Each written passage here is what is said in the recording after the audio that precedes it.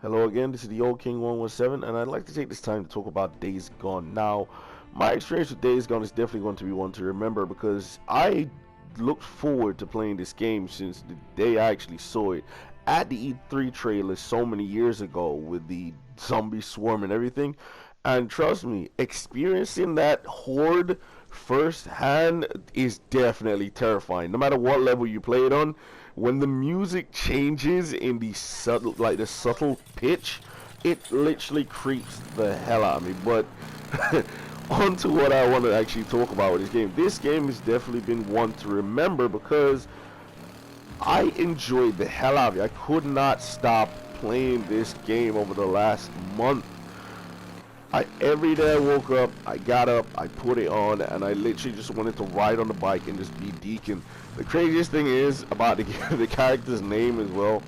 His name is Deacon Lee St. John. My name, of course, is Leon St. John, which is crazy. Like, I ended up playing a game with a character with almost the exact same name as me. It's crazy. But now, I enjoyed this game so much. Like, if anyone is out there that hasn't played this game yet, you definitely need to pick it up and just experience what it is to literally be in this world. Like, the characters are so well played out. The acting style is very good because, of course, the actor that we have here is the one that is Starkiller from the Star Wars Force Unleashed series. Sorry if I started the name, Mr. Samuel Stewart Whitwer. Now, it was epic playing as him and watching the cutscenes with him acting as Dom Starkiller in the Star Wars Unleashed series, but it has been a definite experience watching and playing as him again as Deacon St. John. The character here is someone who is literally going through a lot. Like, he's trying to hold it together with only one person keeping him sane in this mad world where everything has gone wrong. There's hardly anybody left around. He's lost his wife. He's lost a lot of stuff, and he's been going through it day by day with just his one best friend keeping him from literally losing it. Now, to be honest, going into this game, I didn't know what to expect from it, but it definitely surprised me. Definitely offered a really thought-out story. It had really good emotional bits, characters that I definitely fell in love with, characters that I wanted to see, like, and actually be around naturally in the real world.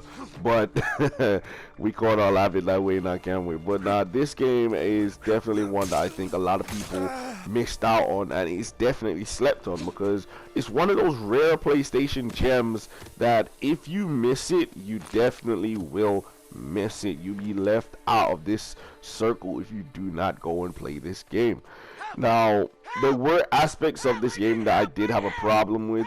As you can see here in the clip, this is one of them, is the rescuing bits of like helping people out and getting them to the camps. It wasn't 100% because the little icon, the blue question mark, would pop up, but you wouldn't have enough time to get there. Now, I have looked it up on the internet, and it said that it's a random event that happens, and if you don't actually get there, and if you don't actually get there in time, it doesn't actually matter. It doesn't affect your gameplay. But I would have liked it if it offered some sort of RPG element to the game, whereas if you rescued more people, you would add to the population numbers of each individual camp. But that wasn't the case. It was just like a random event.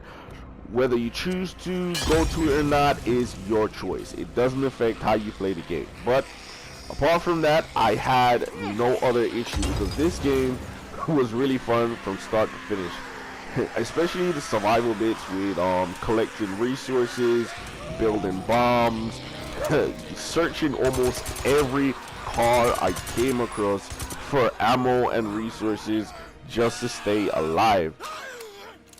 Now, as I mentioned early on, one of the scariest aspects of this game, it definitely delivered early on from the offset. Dealing with the horde or even experience it in the smallest way by like randomly coming across it is one of the scariest things I've experienced in a long time. The first time I came across the horde, I was just riding around minding my own business, and I happened to come across a cave.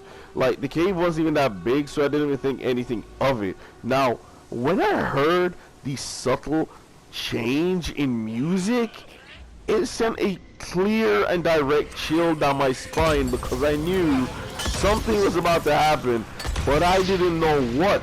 And then all of a sudden, coming out the cave, I hear this little creepy noise of irking and screaming and scratching, and dude, I saw like 100 people come out of the thing, and I was like, nope, nope, nope, I'm gone, that's it, I'm done. I did not want anything to do with the Horde at that point because I only just started the game. I didn't want to die so quickly. But nah, the Horde is definitely something, like, it is scary. But here, right here in this clip, you're gonna see something really funny. Now, this is towards the end of the game where you have to like finish and clear up all the other hordes in the area. Like, they're all clumped together like in packs and stuff like that. So it's not that hard to find them, especially when they're marked on the map towards the end of the game. Now, the funny thing is about this particular horde is that they're near to Iron Mike's farm. The farm where all the people go to work on to like grow their food and stuff like that. And here's the weird thing about it though. I barely did anything to kill this horde because of something weird to do with a glitch that happens in this area. Now, as I'm walking through this farm, I literally start to notice that if you look at the red bar, it's gonna like slightly go down every so often as the video progresses. And I'm just gonna wait until you actually see that. Now you can hear the gunfire, right? You can hear the gunfire. Look at that. It's hitting the barn. The gunfire is hitting the barn. You can clearly see that. And yet somehow the red bar is going down. And then that happens. This was definitely a glitch going on right now. And it was at that time I realized, wait a minute. The guys at the farm are shooting at the horde which is behind the barn. Like, I didn't even know how they could see them. This was very confusing, but at the same point, I didn't care. They're reducing their numbers. Now, I'm not going to lie to you. This isn't the game that was shown or even presented to us at E3, but it definitely plays like a game that deserves some sort of award, some sort of recognition for what it is, because it is definitely a good game. I've played it from start to finish now, and I've enjoyed every single minute of it, especially riding the bike. I wanted to stay on the bike all day long and just be out there on the road. The story to it is a very thought out story. It's a very emotional story, especially at certain bits. I don't want to give out any sort of spoilers in case anybody wants to pick this thing up, but it is definitely one that I think a lot of people should pick up, even if it's on sale, even if PlayStation decides to put it out on PlayStation Plus at some point. I definitely think a lot of people, especially if you just want a game to, like, you know, take your mind off something, Days Gone is definitely one that you should play. You should definitely try to pick it up.